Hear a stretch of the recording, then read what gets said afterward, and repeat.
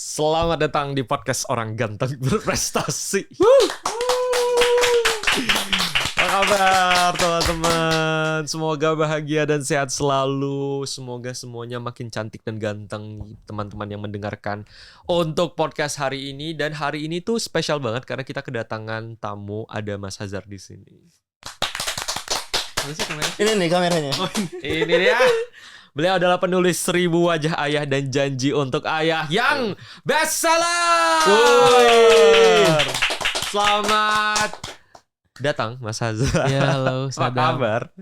Alhamdulillah. Boleh kenalin baik, diri dulu sehat. nggak Mas Hazar ke teman-teman? Ya, yang halo, saya Azan dengar? Run Ala, saya penulis novel. Gokil. Kebetulan kakak kelasnya Sadam. Tapi kita nggak sempat ketemu karena angkatannya terlalu jauh. Oh gitu. Saya mungkin bahasnya nanti aja masalah angkatannya karena Oke, sensitif. oke. Ya. Tapi masih dari UI ya Kak? Masih Iya. ingat nggak hal-hal apa yang terjadi di UI di zaman Kakak zaman? Oh, masih ada Pak Adibio berarti ya? Oh, Pak Dibio masih. Pak Adibio berarti Dibio mengajarkan masih padus legend. tetap di zaman Kakak. Betul, betul. Damn. Oh, Wow. itu sudah Pak Dibio itu. Universitas Indonesia. Masih ingat nggak Kak? Masih. Jabatannya apa Tuh, Mas dia di masih UI? jitur. Hah? Apa? Organisasinya. Jabatannya apa Kak? Kenapa nih di close disclose gitu? Emang kenapa sih Kak? Ya dulu sempat di BEM UI. Oh! Tapi takut deh kalau bahas mas ini sama Kenapa Sadam, saya takut. Takut dikulik bahas yang Oh lain. gitu. Di BEM sebagai apa Betul. Kak? Aku wakil waktu itu. Gokil, Waktu itu, gokil. Tahun 2013. Gokil banget, gokil banget. Kalau Mas Adit sendiri Mas? Saya asistennya Mas Azhar. Oh Apa? benar, iya iya. Selama di kuliah. Tiba-tiba jadi asisten. Nggak ada Mas. Oh, Ya, nggak saya ada organisasi. mahasiswa kupu-kupu. Oh kupu-kupu, Iya. nggak apa-apa. Kupu-kupu. Kupu-kupu yang terbang tinggi sampai sekarang bisa menempuh karir yang alhamdulillah bagus banget, gokil. Mas Hazar, berarti sekarang sudah berkeluarga. Sudah berkeluarga. Wow, alhamdulillah. gimana rasanya menjadi seorang imam di keluarga kecil Mas Hazar? Salah satu tantangan yang paling luar biasa dalam hidup sih itu. Wow. Karena tanggung jawabnya kan sangat-sangat besar ya. Waduh, Itu sih yang dipikirin. tolong kasih petuah dong buat saya, seorang calon imam. Jadi sebenarnya mungkin ini sih Dam ya, tantangan terbesar dari orang tua itu adalah keteladanan ya. Karena kan kalau kita di kantor tuh kita bisa menampilkan diri kita yang profesional, ya kan.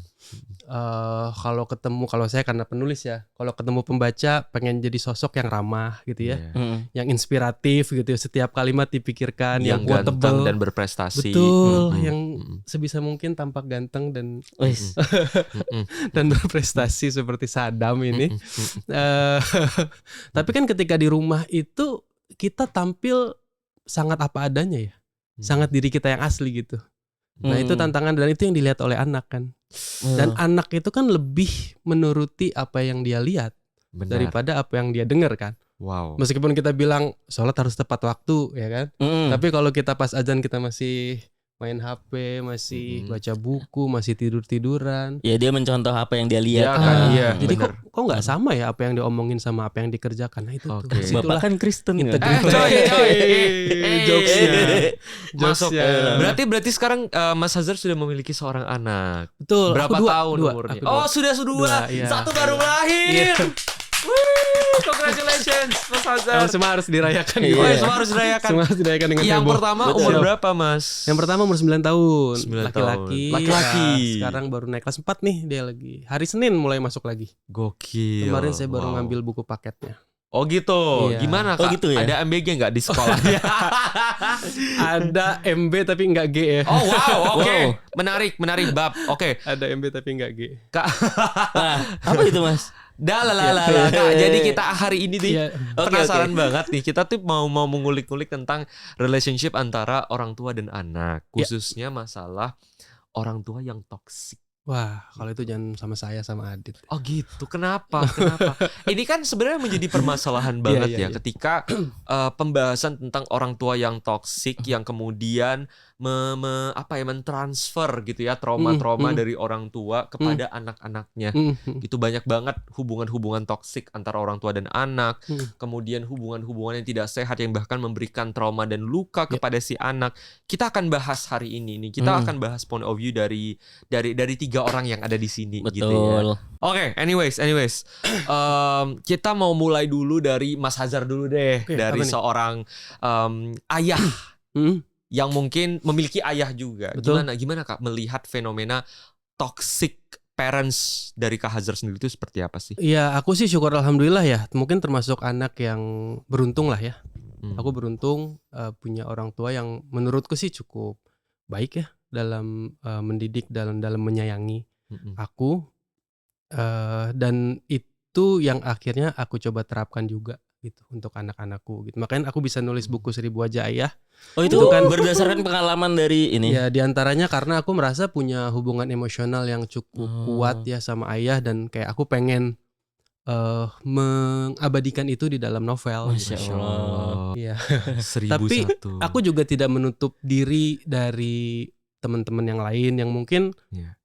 ada dapat perlakuan yang dalam bahasa Sadam tadi toksik ya dari orang tuanya. Itu juga kan itu Lumayan real, banyak lah ya. itu real terjadi. Real ya terjadi. di kita. Bahkan aku pun setiap datang ke bedah buku ya 1000 Wajah Ayah pasti ada aja tuh orang yang betul cerita-cerita yang ayahku nggak kayak gitu, bilang gitu. Oke. Kayak gimana? Iya, apa yang sebenarnya kayak Kakak dapatkan dari Iya. ayah dan kontras nih sama orang-orang yang ngerasa orang tuanya toksik gitu. Dalam bentuk apa toksiknya? Iya.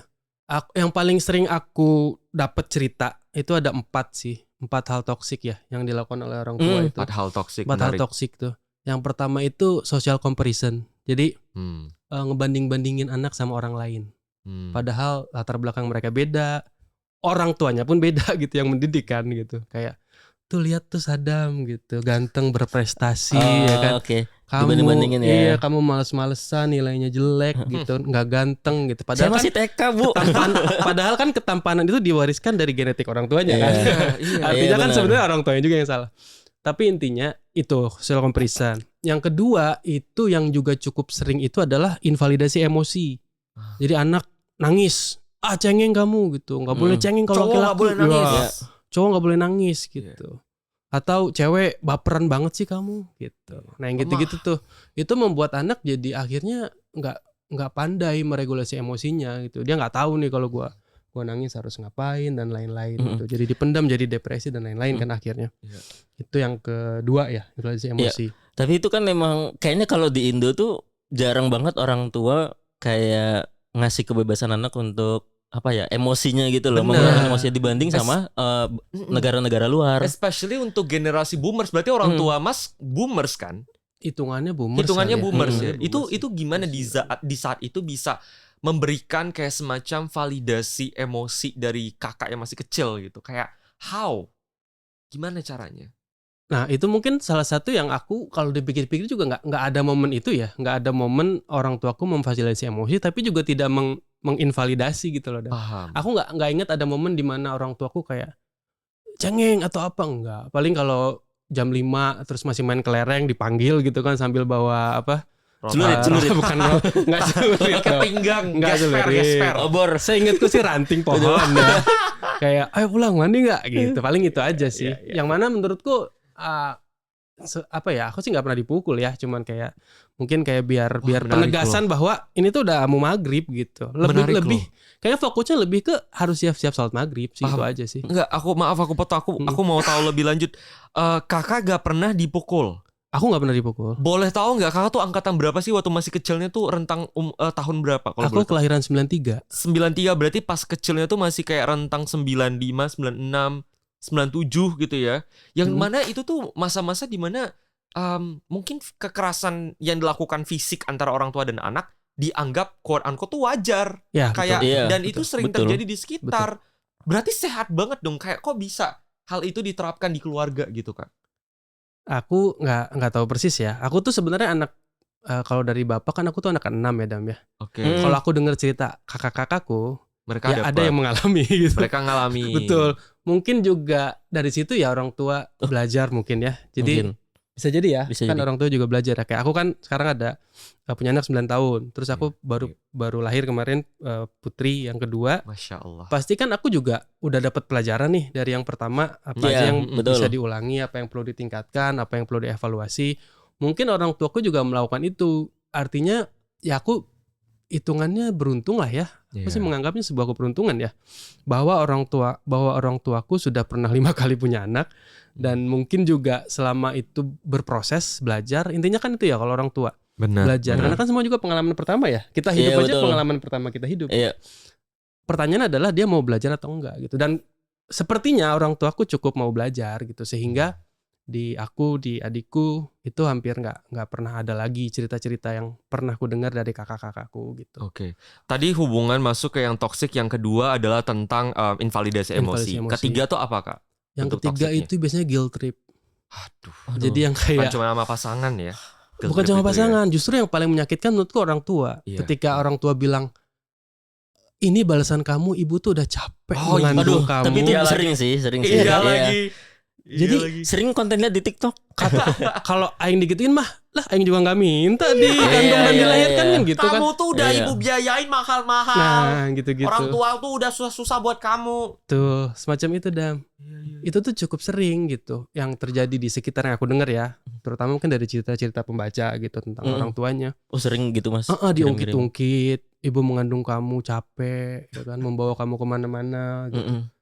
Yang mana itu menurutku nggak relevan ya untuk diperdebatkan, dijadikan alasan. Iya, maksudku gitu. Terlepas daripada ada teori-teori bahwa itulah ya teori-teori religi bahwa kita tuh dulu pernah ditanya dulu mau lahir apa enggak dan lain-lain, kan itu agak susah untuk diperdebatkan di sini. Tapi kan kalau kita ngomongin scientific atau hukum positif gitu kalau bahasanya anakku, benar. Itu ya kita juga nggak pernah minta kan ya gitu untuk ada di dalam kandungan itu gitu. Artinya yang gitu-gitu kan jadi menggunakan rasa bersalah gitu, jadi manipulatif kesannya kan. Menggunakan rasa bersalah anak supaya dia nurut sama kita gitu, supaya bisa dikontrol dan lain-lain. Menurut itu juga termasuk yang paling toksik tuh. Yang keempat mungkin yang paling obvious adalah kekerasan fisik Dam. Menurutku toksik yang paling obvious. Ya alhamdulillah sih aku seingatku nggak pernah ya. Mungkin kayak ini aja sih aku inget ya waktu kecil. Jadi kan aku setiap malam itu wajib baca Quran sekian halaman gitu ya waktu kecil. Terus kadang-kadang kan kita malas ya gitu baca gitu, cek ngantuk gitu, paling ditarik ini kepalanya gitu doang sih. Yang aku inget ya. Yang aku inget itu kekerasan yang paling keras itu doang sih. Kayaknya bersih mukanya ya. Kayaknya selebihnya sih tiba-tiba bahas muka. Random banget. Masya Allah Mas. Ini menarik sekali karena very interesting membahas tentang seberapa sehat hubungan antara Mas dan orang tua di zaman itu, yang mana sebenarnya bentuk kekerasan dan berbagai macam hal, especially kekerasan fisik, itu menjadi sangat normal dilakukan. Nah, kalau kita bahas fenomena sekarang ya, ini tuh banyak banget bentuk toksik antara orang tua dan anak.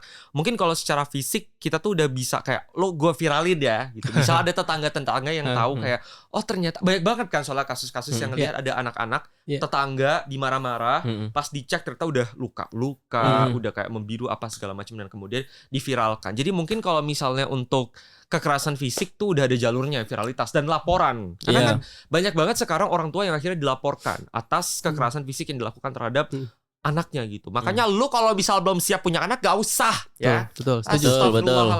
Emosi maaf. Regulasi emosi.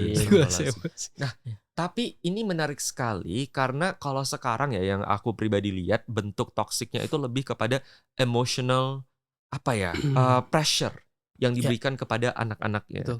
Kayak misalnya tentang guilt trip itu tadi salah satunya mungkin ada semacam ekspektasi pengharapan yang besar kepada seorang anak ya. Atau mungkin salah satu bentuk toksik yang aku bisa tambahkan yang kelima adalah tentang ketidakhadiran orang tua. Iya kan? Ketidakhadiran orang tua gitu. Fatherless and motherless. Karena kan ada nih, kita bahas dari kasus yang terjadi juga gitu, bahwa banyak sekali anak yang lahir, anak yang kemudian besar, tumbuh sekarang tuh tanpa peran dari orang tuanya, kehadiran. Bahkan kalau misalnya orang tuanya misalnya masih ada di dunia pun, bisa merasakan adanya fatherless karena orang tuanya tidak hadir di dalam kehidupan dari si anak. gitu. Betul. Masalahnya kemudian perkembangan si anak menjadi tidak sehat karena dia tidak mempunyai role model. Dan menurut gue pribadi, anak yang tidak punya role model ini yang pada akhirnya akan mencari role model yang lain. Syukur-syukur kalau dia bisa mencari sosok orang yang pada akhirnya bisa membantu dia untuk oke, ini jalan hidup. Tapi banyak banget kan pada akhirnya mengarahkan kepada hal-hal yang salah, negatif, hal-hal yang kemudian destruktif bagi si anak. And also our society pada akhirnya. Gimana Mas Azhar menanggapi hal tersebut? Tentang Tadi fatherless aku ya? sangat setuju dengan kalimat Sadam tadi. Makanya kalau belum siap, ya jangan punya anak dulu. Betul sih. Kalau bahasanya sekarang kan berkembang baik sebelum berkembang biak tuh yang lagi ngetren tuh Iya. istilahnya. Bahkan sampai ada bukunya. Menururku itu Dari Mas Azhar juga valid. bukunya. Bukan. Aduh, masa saya setiap kalimat saya promosi buku, Dit. Meskipun saya penulis, saya tidak seperti itu, Dit. Kita kan promosinya ini soft selling. Oh, iya, Soft benar, selling, benar. ya. Soft selling. Soft selling. Ya, ini Janji untuk ayah. Iya. Temukan di toko buku terdekat. Ada di Gramedia seluruh Indonesia. Masuk bab. Ya, jadi itu aku setuju. Terus tentang fenomena fatherless juga iya itu sebenarnya kalau aku sih ya cukup. Aku tuh kebetulan ini dalam waktu di kampus itu aku tuh tinggalnya di asrama Quran. Jadi mungkin itu juga ya yang bikin aku akhirnya dalam tanda kutip berani untuk hitungannya kan nikah muda aku ya waktu itu umur 20 tahun. Oh, kakak nikah di umur 20 tahun? Iya, aku nikah umur 20 tahun. Istri umur? Tahun 2014. Istri Istriku umur 24 waktu itu. Wow. Iya, seniorku di kampus. Wow. Seniorku di kampus. Wow. Tapi kita nggak usah bahas itu lah ya di sini. Oke. Itu terlalu berani. Itu bisa bahas di topik lain. Oke, wow. Tapi intinya adalah Mantap. aku tuh meyakini bahwa di agamaku ya, di agama Islam diajarin bahwa setiap kita kan pemimpin dan setiap pemimpin akan dimintai pertanggungjawaban atas apa yang dipimpinnya, kan Betul. gitu ya, firman Allah. Ya, jadi termasuk orang tua menurutku ya, itu jadi salah satu tantangan yang terbesar kan. Bahkan anak itu kan diminta untuk mendoakan orang tuanya ya. Doanya kita sangat-sangat populer lah. Rabbik firli wali walidaya warhamhuma kama rabbayani shaghira. Coba Sogi. Tapi aku tuh pernah dapat nasihat dari guru ngajiku bahwa itu tuh doa yang bersyarat gitu. Karena ada kama kan di situ ya. Sebagaimana orang tuaku menyayangi aku gitu. Artinya kan kalau orang tuaku tidak menyayangiku, timbal balik harus iya. ada ya. Artinya kan ada ya kita pun harus menyayangi Harus anak merasa kita disayangi dulu. juga Betul. ya. Kita juga kita harus menyayangi anak kita dulu kalau mau anak kita mendoakan kita. Iya. Gitu. Jadi peran itu harus sangat-sangat besar gitu dan dibutuhin, dan itu yang aku rasakan juga mungkin ya. Damai ini juga beruntung juga karena bapakku tuh udah pensiun waktu aku waktu aku SD itu bapak tuh udah pensiun waktu itu. Jadi pensiun dini. Kehadirannya Betul. Terasa ya. kakak. Berarti bisa jadi yang nggak merasakan kehadiran sosok ayah tuh di kakak-kakaknya Mas Azhar. Aku Bisa nggak jadi tahu, kan? mungkin aku Iya. nggak tahu. Oke. Aku nggak tahu mungkin. Tapi ya kan berproses lah ya, semua orang tua juga berproses. Betul. Menurutku sih mau belajar atau enggak sih, itu aja sih tantangannya. Aku setuju sekali bahwasannya memang ketika kita membahas topik tentang orang tua yang toksik gini, kan kita adalah produk dari orang tua ya, bukan hanya secara biologis tapi kemudian identitas diri kita, apa yang kita suka, habit yang kita lakukan dan kita kerjakan, semua kan terbentuk dari. Bahkan ada studinya yang mengatakan bahwa identitas kita itu, correct me if I'm wrong ya, tapi identitas kita tuh terbentuk kalau kata orang kan dari golden age. Itu kan peran orang tua penting banget ada di dalam golden age gitu ya. Tapi ternyata identitas itu terbentuk bahkan sedari kita ada di dalam kandungan.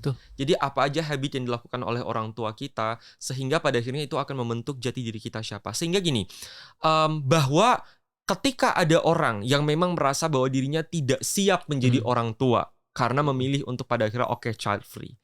Mungkin itu tuh menjadi hal yang cukup kontroversial ya. Karena pada akhirnya banyak orang yang merasa kalau misalnya pilihan untuk menjadi child free ini justru salah. Justru dibilang kalau dia tuh egois. Justru dibilang kalau dia tuh kayak nanti siapa yang akan ngurusin dia segala macam. Tapi kan kondisi setiap orang berbeda. Mungkin emang ada orang yang ngerasa ternyata dia tidak siap secara mental. Bagaimana kalau misal orang tidak siap secara mental, itu bisa mempunyai keturunan dan dia bisa memberikan berbagai macam luka dan ketidakhadirannya kepada calon anaknya kelak gitu. Nah, tapi sekarang trennya juga berubah. Pada akhirnya orang-orang sekarang malah lebih banyak mengecam orang-orang yang pada akhirnya tidak mampu, baik itu secara fisik, secara finansial, secara kehadiran mental, kehadiran diri pribadi, seharusnya tidak harus mempunyai anak ketika dia memang tidak mampu atau belum mampu dalam hal ini. Karena kan ketika kita membahas masalah toxic parents, pada akhirnya kan kembali kepada kesiapan dari orang tuanya. Udah siap belum? Udah siap belum? Udah siap belum? Aduh, lama Udah lagi siap gue belum? nyambungnya. Aduh. Kalau Kak Adit gimana? Udah siap belum? Itu dia. Aduh. Siap belum, deh? Udah siap Agak belum? berat ya ini ya. Karena setelah gue mungkin sebelum gue menikah itu gue ngeliat kenapa sih orang-orang child free ya. Tapi setelah menikah gue paham Betapa beratnya itu. betapa beratnya menjadi seorang ayah sebagai orang tua juga. Dan tanggung jawab kita lah sebagai orang tua ke anak. Apalagi kita sebagai pemimpin punya kewajiban untuk istilahnya membahagiakan orang yang ikut dengan kita, yaitu istri kita kan. Nah itu ketika nanti nambah satu lagi seorang anak itu kayak wah, anjir, gue sampai sekarang belum bisa ngebahagiain istri, terus ketambahan lagi seorang anak gitu kan. Kayak aduh, siap belum ya gitu kan. Jadi gue ya mungkin dari situlah mikir kayak pantesan kenapa banyak orang yang pada akhirnya memilih untuk child free. Iya, dari situ. Tapi pilihan child free juga tidak selamanya ya. Tidak Maksudnya selamanya. mungkin orang pada akhirnya oke, kayaknya udah siap gitu. Mm-mm. Berarti Kak Adit berarti sekarang lagi belajar untuk mempersiapkan diri. Mempersiapkan diri. Minta doanya aja. Cita-cita teman-teman. untuk menjadi seorang ayah ada pasti dong. banget dalam waktu ya. dekat. Ya, tapi ada. siap itu yang paling penting. Siap yang paling Tepuk penting. tangan buat Mas Adit. Buat Mas Hazar juga. Mas Hazar luar biasa. Kalau aku boleh, kan banyak banget nih Mas Hazar yang nanya, Sadam kok bisa seganteng dan seberprestasi itu gitu. Kok bisa saking gantengnya diundang Raditya Dika gitu loh. Juara. Lapor Pak. juga. Lapor Pak, iya 2 kali, ya juara lomba debat APBD Anggaran dan Pendapatan juga best speaker mengalahkan dari 300 mahasiswa dan mahasiswa Indonesia gitu ya. 1 juta followers gitu. Debat sama siapa lagi? Gue udah sering denger konten ini tapi baru langsung di depan langsung sekali ya. Iya. Makasih loh Kak. Iya. Ternyata lebih menyenangkan. Bener. Kalau di konten Nyebelin ya. Ternyata wah, inspirasinya Masya Allah ya, masuk ya Masya kayak Allah. gitu. Nah, banyak yang nanya kan, kenapa sih kok bisa? Kalau aku pribadi semua itu karena dari orang tuaku gitu. Aku sangat amat bersyukur memiliki orang tua yang sangat amat pada saat itu tuh berbeda dari orang tua lainnya. Aku nggak besar atau nggak lahir dari orang tua yang kaya raya banget tuh nggak. Kita tuh serba berkecukupan gitu ya. Jadi itu satu, karena masih banyak lagi teman-teman aku yang kaya banget gitu. Ada yang bapaknya pejabat gitu loh. Jaksa Ada bukan? Ada.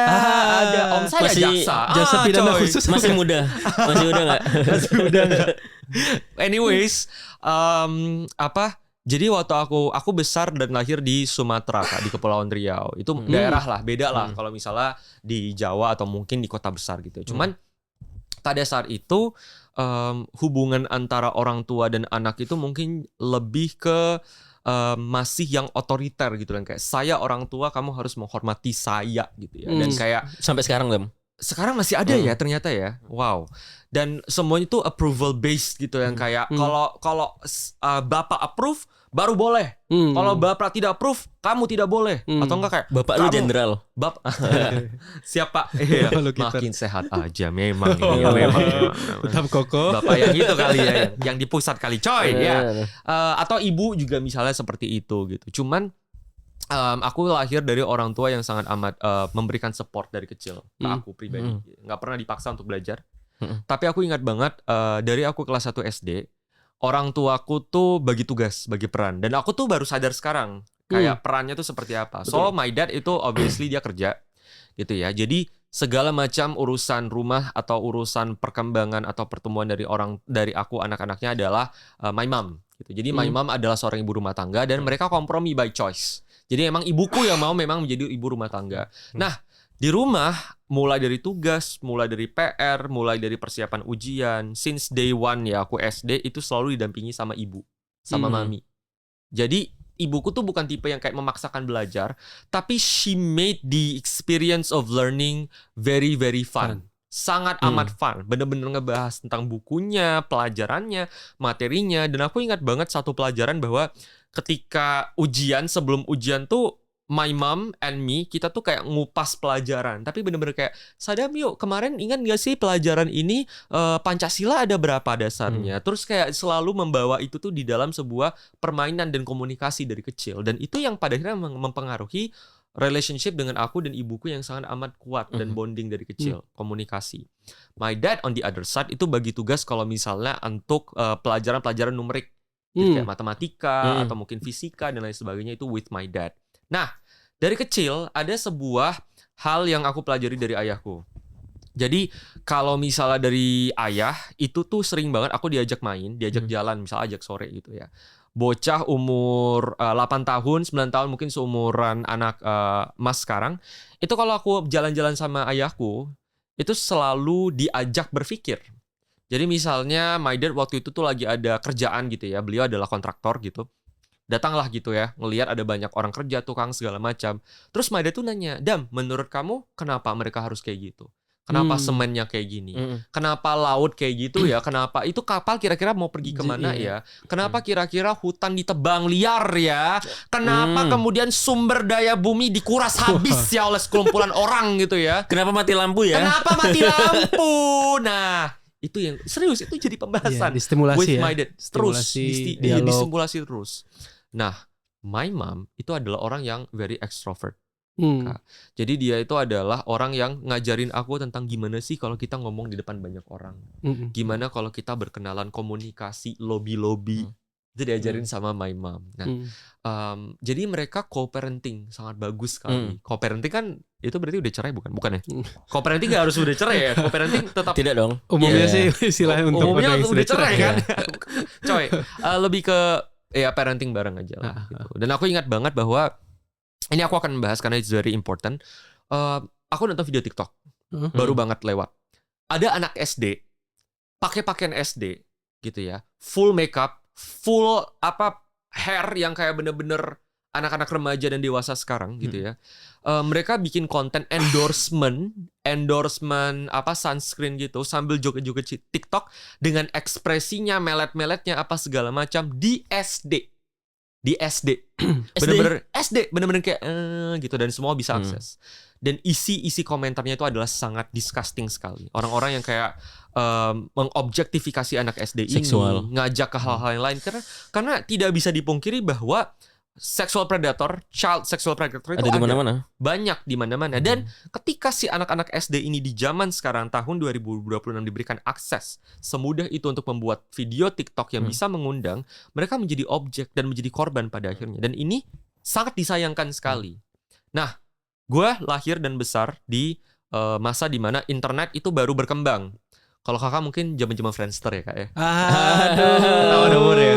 Gue after Friendster. Jadi gue tuh 2010 tuh masa-masa umur 10 tahun FB lagi mulai. Baru-baru mulai. Nah, diawasin banget sama orang tua kak. Jadi gue itu tidak diperbolehkan untuk mendapatkan HP Bluetooth. Jadi kan waktu-waktu zaman dulu kan Nokia NJ gitu-gitu. Iya. Nokia apa lagi sih? Express Musik. 6600 apa? Iya keren-keren gitulah. Nah, teman-teman gue tuh udah pada punya. Nah, tapi gue tuh nggak dibolehin sama sekali. Kenapa? Karena orang tua gue nggak pernah memberikan akses teknologi yang ada Bluetooth pada saat itu. Nah, karena terbukti juga penyebaran kayak video dan lain-lain di zaman itu adalah lewat Bluetooth kan. 3GP formatnya. Wah, formatnya 3GP. Formatnya 3GP ya. Oh ya. Kok tahu kak? Dari sekarang MP4 kan. Oh gitu. Oh iya. Oh iya benar. Format video pada saat itu ya. Pada saat itu. Iya. Anyways, kita lanjut. Itu yang pertama. Yang kedua, gue itu tidak dibolehin juga BBM karena pada saat itu kan lagi tren banget BBM kan. Betul. Jadi teman-teman gue yang pada akhirnya FOMO atau kemudian kayak heboh banget pin BB I never had BBM gitu. Gue nggak tahu gitu BBM itu apa gitu. Yang ketiga, laptop gue itu punya aplikasi untuk memblokir foto dan video. Nah, jadi kalau misalnya gue mau akses foto video, gue harus ke kamar orang tua gue, and then my dad kayak akan masukin passcode, gue baru bisa buka.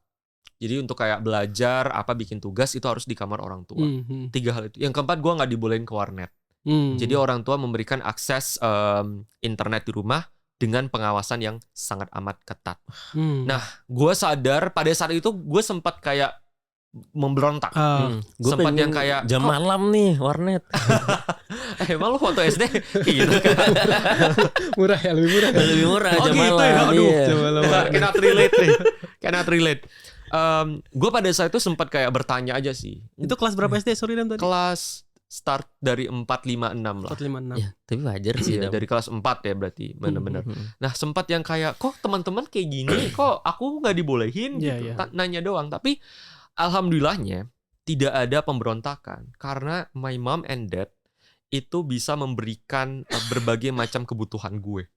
Jadi kayak ketika gue bertanya, kok aku nggak dibolehin internet? Kan udah ada wifi di rumah. Kok aku nggak dibolehin punya HP BlackBerry? Buat apa? Kan nggak butuh. Kalau misalnya tinggal telepon orang tua kan bisa pakai HP sekolah. Ya. Kok aku nggak dibolehin main Facebook? Waktu itu dibolehin main Facebook. Tapi harus di komputer keluarga. Yang mana komputernya diposisikan di depan pintu orang tua. Jadi tetap diperbolehkan, tetap bisa diakses, diminimalisir tapi tidak dibuang begitu saja. Tapi pengawasannya sangat amat besar sekali. Nah, seperti itu. Masih bisa main Ninja Saga nggak itu? Dulu kebetulan saya Dragon City ya.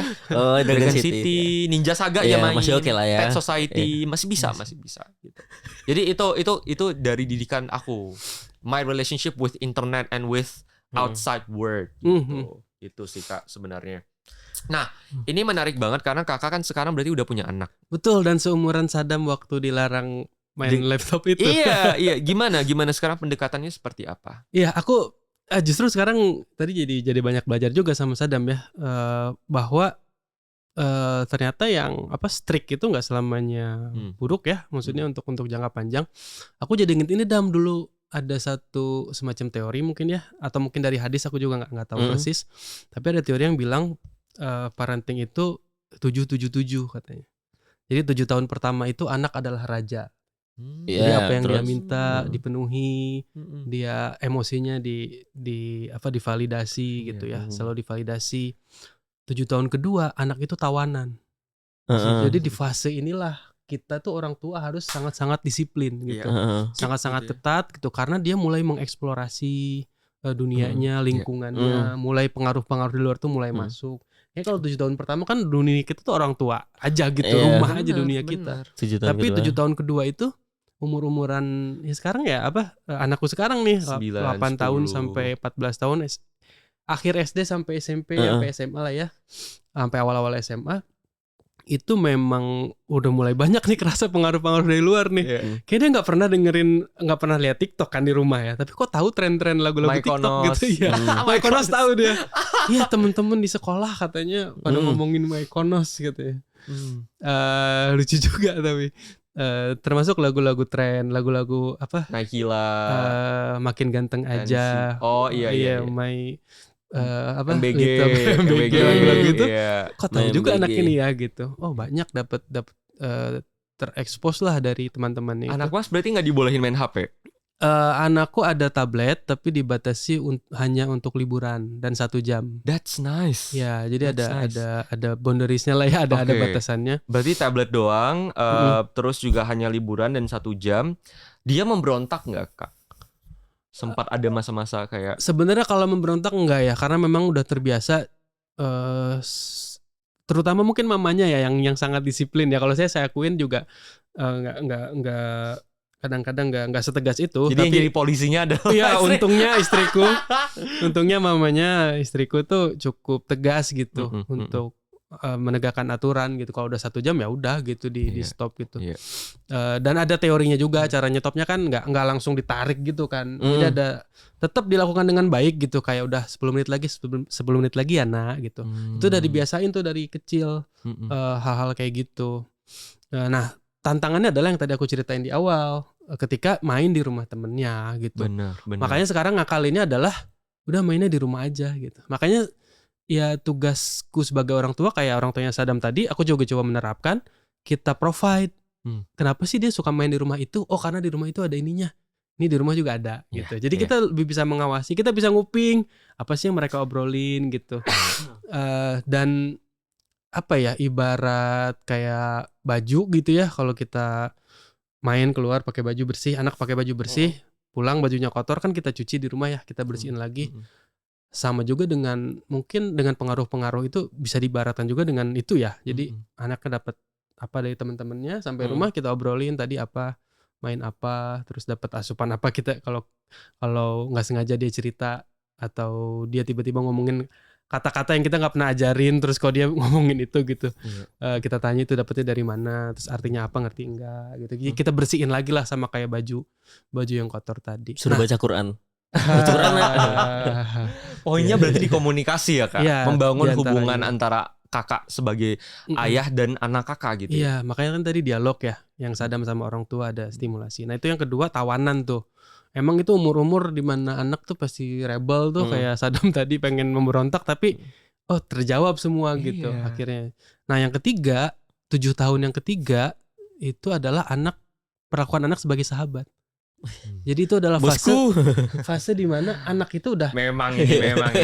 udah bisa diajak ngobrol, udah bisa diajak cerita. Aku tuh dulu paling seneng banget tuh kalau kan aku merantau juga dari Sumatera sama kita. Kalau aku dari Lampung. Oh Lampung, Ya, oke. dari Lampung merantau.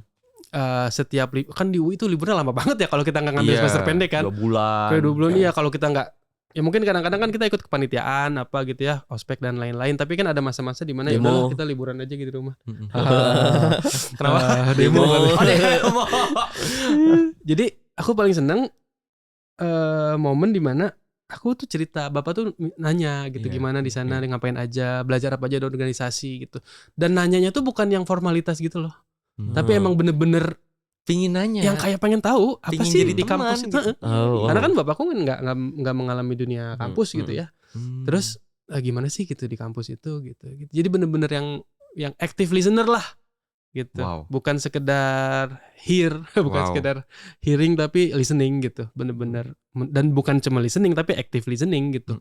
Yang merespon, yang berekspresi, yang menggali lebih dalam, balik bercerita. Kadang-kadang kan banyak orang tua yang senengnya cerita aja tuh, zaman bapak dulu. Iya, bapak dulu mah kamu nggak ada apa-apanya. Iya, bapak jalan kaki. Iya, harus nyelam dulu, melewati lembah gitu sekolah. Bapak dulu kalau mancing. Iya.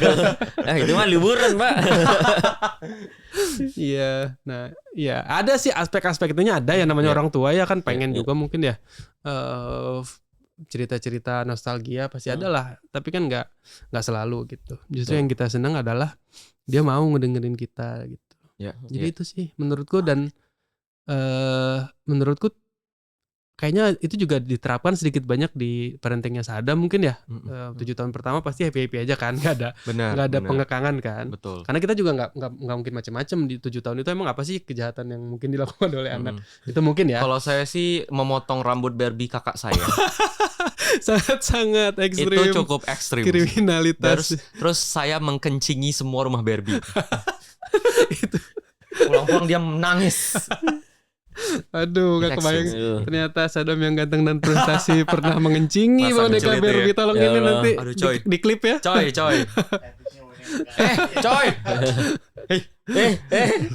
Itu menarik sekali. Thank you so much loh, Mas Reza. Tuh. Jadi Udah sharing. itu yang aku coba terapkan sekarang.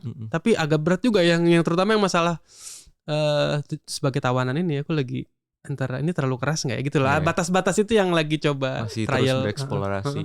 Betul. Kita doakan semoga Mas Reza mendapatkan formula terbaik dalam Mas Hazar, parenting Mas ya. Hazar, Mas Mas Reza. Hazar. Kok Mas Reza? Siapa Mas Hazar? Reza? Kadang-kadang aku dipanggil Sorry. Reza juga. Oh iya benar. Iya. Keingat Reza Rahardian soalnya sama-sama ganteng. Waduh. Mas Hazar, thank you so much. Mungkin dari obrolan ini aku tuh benar-benar bisa mengambil kesimpulan ya, bahwa ketika kita ngomongin toxic parents, dampaknya itu akan sangat amat besar untuk masa depan anak. Karena ketika kita ngomongin anak, kita kan bukan cuma ngomongin anak yang lucu di usia 1 bulan, Betul. atau balita lucu di usia 5 tahun, tapi kita ngomongin sosok manusia yang nanti akan berumur 30 tahun. Betul. Yang nanti akan berumur 40 tahun, yang nanti akan bekerja, akan berkeluarga gitu, akan menjadi warga negara Indonesia. Apakah dia menjadi koruptor atau tidak? Nah, itu dia yang kita tidak tahu. Cuman intinya hal yang harus dipikirkan dalam mindset adalah orang tua itu akan membentuk seseorang yang akan punya pengaruh di kehidupan dia dan orang-orang sekitar dan di dunianya. Jadi kalau kita bahas toxic parents, ini bukan dampak buruk terhadap anak saja, tapi terhadap dampak-dampak buruk lainnya, terutama di dalam berbangsa dan bernegara. Jadi aku berharap sebagai mungkin calon ayah, Kak Adit juga calon ayah, Mas Azhar juga merupakan seorang ayah yang lagi berjuang, kita bisa menjadi sosok ayah yang tidak menularkan toxic activity kepada anak-anak kita, dan malah bisa membangun hubungan yang harmonis dan baik terhadap anak-anak kita, agar tentunya kan harapan kita sebagai orang tua kan anak bisa mempunyai kualitas hidup yang lebih baik. Betul. Itu kan sebenarnya harapan dari semua orang tua toh, ya kan? Jadi berharap bahwa segala macam permasalahan toxic parents ini kita bisa selesaikan. Yang pasti harus ada effort. Kalau udah orang tuanya udah terlanjur toxic gitu ya. Thank you so much Mas Azhar atas waktunya dan sharing-sharingnya. Thank you Mas Azhar. Kak Adit, thank you so much. Teman-teman yang nonton, terima kasih banyak. Semoga kita bisa menjadi orang tua yang baik kepada anaknya. Amin. Terima kasih. Wassalamualaikum warahmatullahi wabarakatuh. Waalaikumsalam.